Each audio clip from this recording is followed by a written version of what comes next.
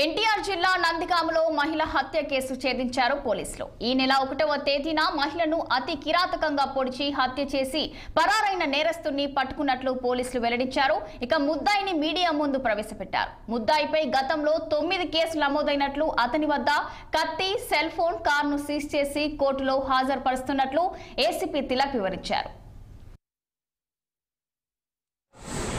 KVR college పక్కన NSP canal రోడ్లో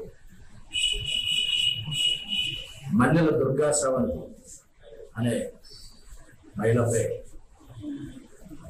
సుమారు 21 కత్తిపోటుల్లో కత్తితో పొడిసి హత్య చేసిన ముద్దాయి అచ్చి నరసింహరావు ఎలియాస్ పెద్ద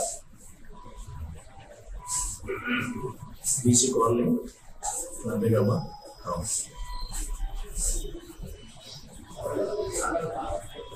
ఇతన గత చరిత్ర అంతా అతని మీద సుమారు 9 కేసులు, out of 9 8 cases reported in Nandigama police station. Town police స్టేషన్లో 8 కేసులు.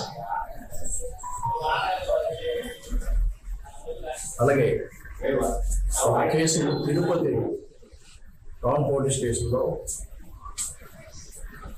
పోలీసు ఉద్యోగాలు ఇస్తామని మోసం చేసిన కేసు ఒకటి ఉన్నాయి. Altogether 9 cases. కేవీఆర్ కాలేజ్ పక్కన ఎన్ఎస్పి కెనాల్ రోడ్లో మల్లెల దుర్గా శ్రవంతి అనే మహిళపై